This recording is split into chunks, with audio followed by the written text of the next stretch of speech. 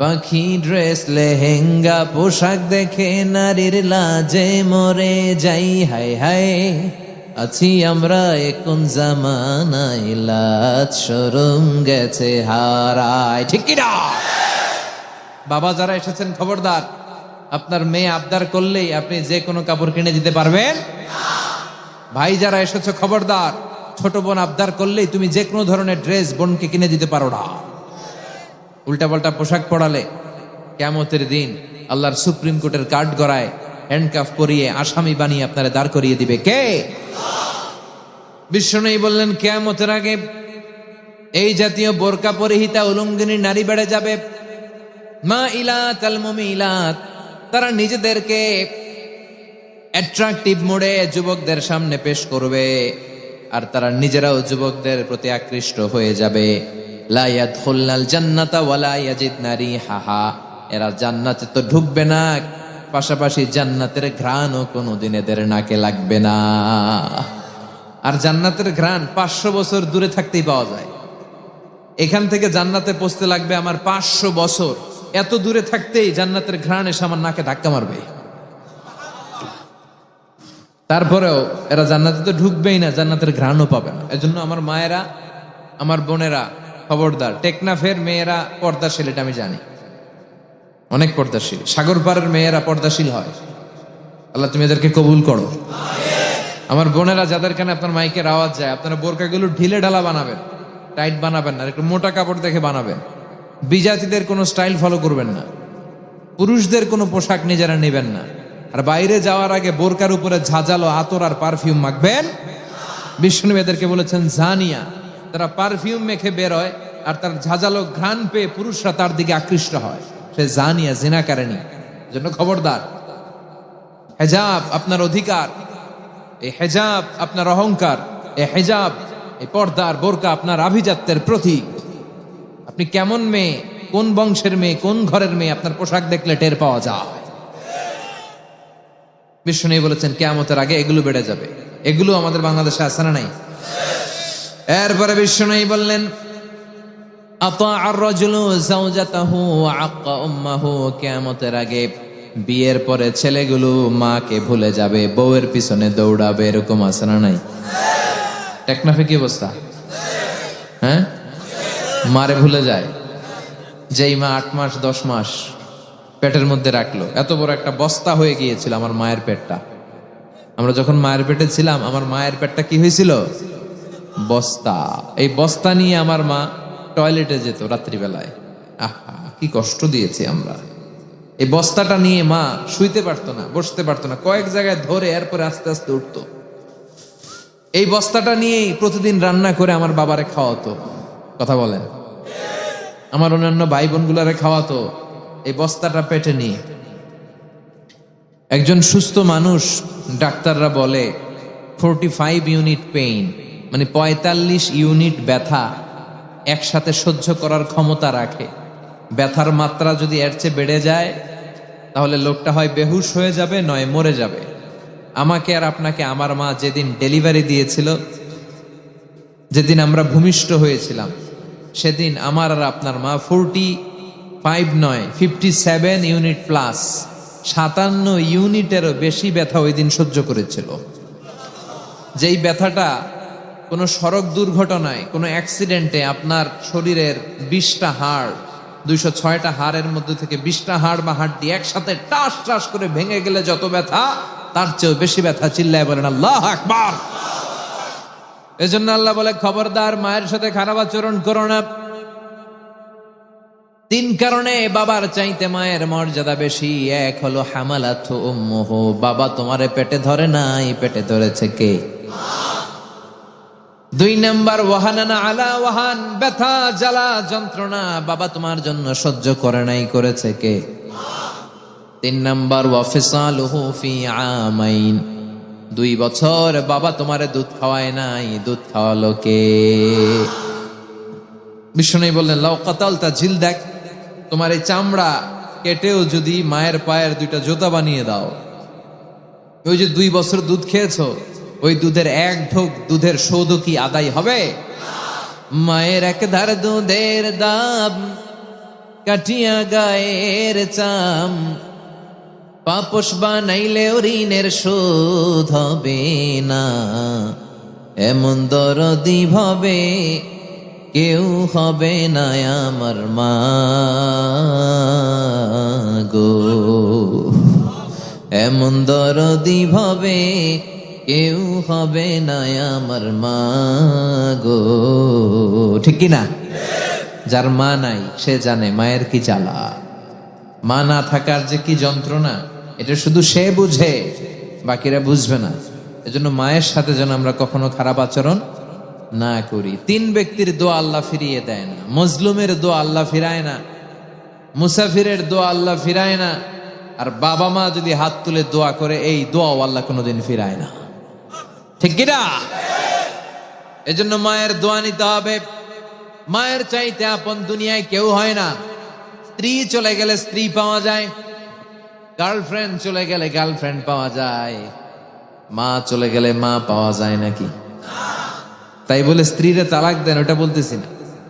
স্ত্রী আর মায়ের সাথে ঝগড়া হইলে, বোঝাপড়া না হলে দুজনে নিয়ে বসেন, বুঝান, ভালোভাবে বুঝান। শাশুড়ি আর বউয়ের ঝগড়াটার কারণ হচ্ছে দুইজনেই নেত্রী হইতে চায়।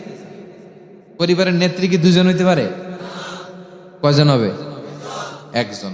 শাশুড়ি কয় না আমি এতদিন ধরে আসছিলাম, আমি সব। বউ কয় আপনি অনেক দিন ধরে আছেন, এবার রিটায়ারমেন্টে যান, এবার আমি আইছি। এই কিলাকিলি আছে না নাই? আহা, এগুলো করবেন না। শাশুড়িদের প্রতি আমার বিনয়ের সাথে নসিহত, আপনার ছেলের বউটারে নিজের মেয়ের মতো মনে করবেন। ঠিক কিনা? আর বৌমা যারা আছেন, আল্লাহর দোহাই আপনার শাশুড়িরে আপনার মায়ের মতো মনে করবেন। আল্লাহর কসম করে বলছে, আপনি আপনার শাশুড়ির সাথে যে আচরণ করেন, আপনি আপনার ছেলেরে বিয়ে দিয়ে যখন নিজের শাশুড়ি হবেন ঠিক একই আচরণ ফিরতি পাবেন। চিল্লা এখন ঠিক কিনা? Nature has its own return. প্রকৃতি সবকিছু আবার ফিরিয়ে দেয়। আপনি আপনার শাশুড়ির সাথে যা করবেন, আপনি শাশুড়ি হলে আপনার কলিজার টুকরা ছেলের বউটা আপনার সাথে তাই করবে। এজন্য খবরদার, মায়ের সাথে খারাপ আচরণ করা যাবে। ওগো মা তুমি এই ধরনের শ্রেষ্ঠ নেয়ামত, তোমারই পদ তলে রয়েছে জান্নাত। ওগো মা তুমি এই ধরনের শ্রেষ্ঠ নেয়ামত, তোমারই পদ তলে রয়েছে জান্নাত। মায়ের পায়ের নিচে জান্নাত। সুবহানাল্লাহ পড়েন। এই দুনিয়াটা যদি কয়েকশো বার বিক্রি করে দেই, ওই বিক্রির টাকা দিয়ে জান্নাতের একটা চেয়ারের দাম হবে কি? এই দুনিয়াটাকে কয়েক লক্ষ বার বিক্রি করলে যে দাম পাওয়া যাবে, ওই দাম দিয়ে জান্নাতের একটা টেবিলের দাম হবে কি? তাহলে যেই জান্নাতটা মায়ের পায়ের নিচে পড়ে আছে, ওই পা দুইটার দাম কত? সুবহানাল্লাহ পড়বেন না? মায়ের কথার উপরে কোনো কথা বলবেন না। মা বাবা যেটা বলে ওইটাই ফাইনাল। ঠিক কিনা? ওনারা এক যুগের, আমরা আরেক যুগের। অনেক কিছু বুঝে না, না বুঝলে বিনয়ের সাথে বুঝাবো। কোনো কারণে আগে যদি অতীত সময়ে বেয়াদবি করে থাকেন, পা ধরে ক্ষমা চাইবেন। যুবক ভাইয়েরা, তোমাদেরকে বলি, মায়ের সাথে বেয়াদবি করো না, বাবার সাথে বেয়াদবি করো না। অন্যায় হলে ক্ষমা চাইতে হবে। বাবা মার কাছে ক্ষমা চাইলে বাবা মা মাফ করবে না? কথা বলেন। আপনি নামাজি হতে পারেন, আপনি হাজী সাহেব হতে পারেন, আপনি যাকাত দানকারী হতে পারেন, আপনি জিকির করতে করতে অনেক কিছুই করতে পারেন, কিন্তু আপনার মা যদি আপনার বিরুদ্ধে আল্লাহর কাছে বদদোয়া করে, আপনার সব শেষ। এজন্য মায়ের সাথে খারাপ আচরণ করা যাবে? বিশ্বনবী বললেন কিয়ামতের আগে তাই হবে। স্ত্রীকে পেয়ে মাকে ভুলে যাবে। এ আলামত আছে না নাই? টেকনাফে যদি এগুলো থাকে, এগুলো বন্ধ করবেন। রাজি আছেন তো? বিশ্বনবী বললেন যুখরুফাতুল মাসাজিদি ওয়াত তাবাহি বিহা। কিয়ামতের আগে মসজিদ নিয়ে দলাদলি হবে, মসজিদকে অতিমাত্রায় ডেকোরেশন করানো হবে। মসজিদ বাংলাদেশে ইদানিং আমি কয়েক বছর ধরে খেয়াল করতেছি, টাইলস ছাড়া কোনো মসজিদে নেই, এয়ার কন্ডিশন ছাড়া মসজিদ নাই। আর মসজিদের সামনে এত ডিজাইন। এটা কি কমিউনিটি সেন্টার না মসজিদ, এটা বোঝাই যায় না। কথা বলেন। মসজিদের সামনে বেশি ডিজাইন করা ঠিক না, একেবারে সাদা মাঠা রাখা। ইভেন ঘড়িও রাখা ঠিক না, ঘড়ি থাকবে পিছনে, যার লাগবে এমনি দেখবে। কিন্তু নামাজ পড়া অবস্থায় যদি ঘড়ি থাকে, তাহলে তাকানোর সম্ভাবনা আছে না নাই? মনোযোগকে নিয়ে যায় নষ্ট করে, এরকম কোনো কিছু মসজিদের সামনের দেয়ালে লাগানো যাবে না। বিশ্বনবীর মসজিদে নববী, বুখারীর বর্ণনা, কানা সাকফ জারিদুন নাখাল, মসজিদে নববীর ছাদ ছিল খেজুর পাতার ছাউনি। সুবহানাল্লাহ পড়ে। খেজুর পাতার ছাউনি আর ডাল দিয়ে মসজিদে নববীর ছাদ, যে মসজিদে 1 রাকাত সালাত পড়লে 1000 রাকাত সালাতের সওয়াব হয়ে যায়। আর ফ্লোর ছিল বালুর ফ্লোর, মাটির ফ্লোর। বৃষ্টি হলে কাদামাটি হয়ে যেত, আর বিশ্বনবী ওই কাদামাটির মধ্যে নামাজ পড়তেন। নামাজ পড়ে তিনি সাহাবীদের দিকে মুখ ফিরিয়ে বসে যখন তাসবিহ পড়ছেন, এক সাহাবী বলছেন, হাত্তা রাআইতু আসারা তিনি ফি জাবহাতিহি, আমি বিশ্বনবীর কপালে মাটি আর বালুর দাগ দেখতে পেলাম। কারণ কাদার মাটির উপর নিষেধা দিয়েছে, বিশ্বনবীর মুবারক কপালে কাদা আর মাটি মিশে আছে। কি মসজিদ! ইবাদতের ঠাসা, আল্লাহর ভয় আর ইবাদত দিয়ে পরিপূর্ণ। আর আমাদের মসজিদ টাইলস আর এয়ার কন্ডিশন দিয়ে ঠাসা, মুসল্লি নাই। এজন্য মসজিদের সাথে সম্পর্ক রাখবেন। 7 শ্রেণীর ব্যক্তিকে আল্লাহ তাআলা কিয়ামতের দিন আরশের নিচে ছায়া দিবে। এর মধ্যে 1 শ্রেণীর হচ্ছে রজুলুন কলবুহু মুআল্লাকুন বিল মাসাজিদ, ওই ব্যক্তি যার হৃদয়টা সবসময় মসজিদের সাথে লেগে থাকে। জোহরের নামাজ পড়ে টেনশনে থাকে আসর কোন মসজিদে পড়ব, মাগরিব পরে সব সময় ভাবে এশার সময় আমি জামাতে পড়তে পারবো তো, কোন মসজিদে পড়বো, তখন কোথায় থাকবো, আশেপাশে মসজিদ আছে না নাই? এজন্য মসজিদের সাথে সম্পর্ক বাড়াতে হবে। রাজি আছেন তো? আল্লাহ তুমি তৌফিক দাও। এরপরে বিষ্ণু ইসা ইসলাম বললেন, ইয়াতাকারাবুজ জামান তাতাকারাবুল আসওয়াক, কিয়ামতের আগে সময়ের বরকত কমে যাবে। 1 বছর মনে হবে 1 মাস, 1 মাসকে মনে হবে 1 সপ্তাহ, 1 সপ্তাহকে মনে হবে 1 দিন, তাই না? গত বছর এই মাহফিল আপনারা আসছিলেন? কে কে আসছেন? হাত তোলেন। মাত্র 8-10 জন। এবছর এত মানুষ করতে আইলেন? ও মাহফিলই হয় নাই, এই জন্যই। তা হাত তুললেন যে আপনারা, বুঝে নাই তো। দেখেন, এই যে বছর ঘুরে ঘুরে আসে, গত বছরের জানুয়ারি আর এই বছরের জানুয়ারি আপনি খেয়াল করেন, মনে হয় যেন অল্প কিছু দিনের ব্যবধান, ঠিক কিনা? এটা যে 365 দিনের লম্বা সময়, এটা মনে হয় না। সপ্তাহটা ঘুরেই যে আজকে জুমার দিন আসলো, গত জুমা পড়লাম, আবার এই জুমা, মনে হয় যে 7 দিন না, মনে হয় যে অল্প কিছু সময়, 1 দিন 2 দিনের সমান। তার মানে কিয়ামতের আগে সময়ের যে বারাকা, এই বারাকা উঠায় নিবে কে? খাবারের স্বাদ উঠায় নিবে কে? আগে খাবার দাবারে যেই স্বাদ পাইতেন এখন পান? কথা কন। আপনাদের এখানে তো অনেক সুন্দর সুন্দর মাছ পাওয়া যায়, রূপচাঁদা, রূপচাঁদার যে স্বাদ আগে পাইতেন এখন পাওয়া যায়? কথা বলেন। চিংড়ি আগে যে খাইতাম, যে স্বাদ এখন পাওয়া যায়? ইলিশ মাছ পাওয়া যায়নি এখানে। আগের ইলিশের যে স্বাদ, এখন ইলিশের কি ওই স্বাদ আছে? আহা, বরকত সব উঠায় নিচ্ছে কে? এরপরে বিষ্ণু বললেন তাসলিমুল খাসা, কিয়ামতের আগে মানুষ পরিচিতদেরকে সালাম দিবে, অপরিচিতদেরকে দিবে না।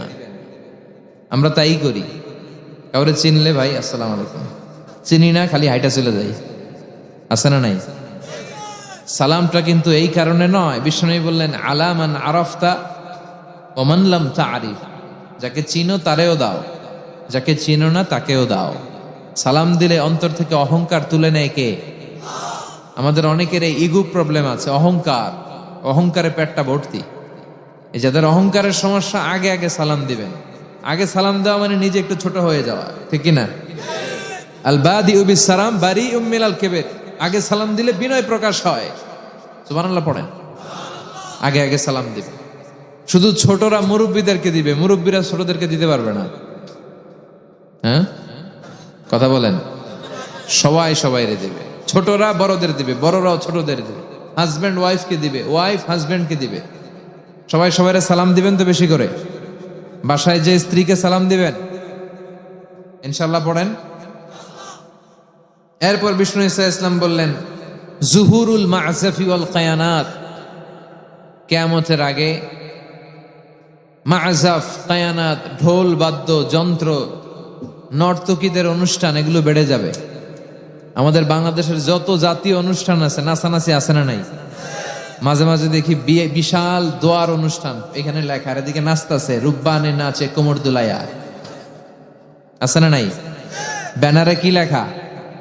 বার্ষিক ওয়াজ ও দোয়ার মাহফিল, ওদিকে একেবারে কাঁপাইতেছে, আছে না নাই? আমাদের 16 ডিসেম্বর, 21শে ফেব্রুয়ারি, এগুলো তো দেখবেন ভাষণ শেষে নাচানাচি শুরু। আর এমনও অনেক ডাকাত আছে ওইখানে হিন্দি গান লাগায় দেয়। কি গান? 21শে ফেব্রুয়ারি, ভাষার জন্য দোয়া, নিজের ভাষা ভুল্লা লাগায় কি কুছ কুছ হতা হয়। এগুলো লাগানো যাবে? বিষ্ণু বলেন বয়স্তু আন উকাসিরাল মাঝামির, আমি ঢোল বাদ্য, তবলা, হারমোনিয়াম, গিটার, বংশী মানে বাঁশি, এগুলো ভেঙে মাটির সাথে মিশিয়ে দেওয়ার জন্য এসেছে। সুবহানাল্লাহ পড়েন। আর আমরা গান গাই, একতারা বাজাইলে মনে পড়া যায়, একদিন বাঙালি ছিলাম রে, ঠিক কিনা? দোতারা বাজাইলে মনে পড়া যায়। তো একতারা দোতারা এগুলো বাজানো যাবে? কথা বলেন। ঢোল বাদ্য মিউজিক এগুলোর সাথে ইসলামের সম্পর্ক। আপনি নাশিদ গাবেন খালি গলায়, কি গলায়? হামদ গাবেন, নাদ গাবেন। এই যে নেয়ামতুল্লাহ নিজামী কি সুন্দর আমনাদ গেয়েছে, সমাজের অসঙ্গতি নিয়ে সঙ্গীত গেয়েছে, একটা ইমানি চেতনা পাওয়া যায় না? যায়। কিন্তু এটার মধ্যে যদি ঢোল তবলা লাগান, হ্যাঁ, এটা হারাম হয়ে যাবে। বিষ্ণু বলেন কিয়ামতের আগে ঢোল বাদ্য বেড়ে যাবে, আছে না নাই? এরপর বিষ্ণু ইসলাম বললেন লা ইউকাসসামুল মিরাসু আলা ওয়াজহিন সাহিহ, কিয়ামতের আগে সঠিক পন্থায় মিরাসের বন্টন হবে না। লিযযাকারি মিসলু হাযিল উনসায়াইন, আল্লাহ বললেন ও বাবারা, ছেলেরা যতটুকু সম্পদ দিয়ে যাবা, মেয়েরে দিবা তার অর্ধেক। এবার আপনি আওয়াজ করে আমারে বলেন, ছেলেরা যদি 2 লক্ষ টাকা দেন, মেয়েরে দিতে হবে কয় লাখ? ছেলেরা যদি 4টা বাড়ি লিখে দেন, মেয়েরে দিতে হবে কয়টা? এরকম অনেক ডাকাত আছে, ছেলেরা সব দিয়ে দেয়, মেয়েরে কিছু দেয় না, আছে না নাই? মেয়েরা কয় মা তোর লেগে দোয়া করে দিলাম, কি করলাম, আর বাইরে সব দিয়ে দিলাম, এরকম আছে না? এগুলো করা যাবে, কিন্তু এগুলোই হচ্ছে। টেকনাফে কি হয়? এগুলা হয়। এদিকে একজন আছে অনেক উৎসাহী, কেউ না বললেও উনি বলে মাশাআল্লাহ, আল্লাহ কবুল করো। তো এই জাতীয় অসঙ্গতি বিশ্বনবী যা যা বললেন এগুলো সবই আছে। ফিতনার জামানা, চাইলেও ইমান বাঁচানো যায় না। ইমান যদি বাঁচাতে চান, এই কিয়ামতের আগ দিয়ে এই ভয়ঙ্কর পরিবেশে ইমান যদি বাঁচাতে চান, যে বইয়ের সাথে সম্পর্ক রাখতে হবে, বইটার নাম কোরআন এবং সুন্নাহ। আল্লাহর দেয়া এই কিতাব আর বিশ্বনবীর সুন্নাহ, এই দুইটার সাথে সম্পর্ক রাখলেই শুধু ফিতনা থেকে বাঁচতে পারবো, তা না হলে বাঁচা যাবে। এই জন্য কোরআন and Sunnah hour way to জান্নাহ। এই কোরআন সুন্নাহ মানলে আমরা জান্নাতে যেতে পারবো, ঠিক কিনা? আমার সাথে সাথে আওয়াজ করে বলেন, কোরআন and Sunnah hour way to জান্নাহ। আরো জোরে বলেন, কোরআন and Sunnah hour way to জান্নাহ। কোরআন সুন্নাহ মানলেই আমরা জান্নাতের রাস্তায় উঠে যেতে পারবো। আমরা এখানে যেমন একত্রিত হলাম, আল্লাহ জান্নাতেও যেন একত্রিত হতে পারি।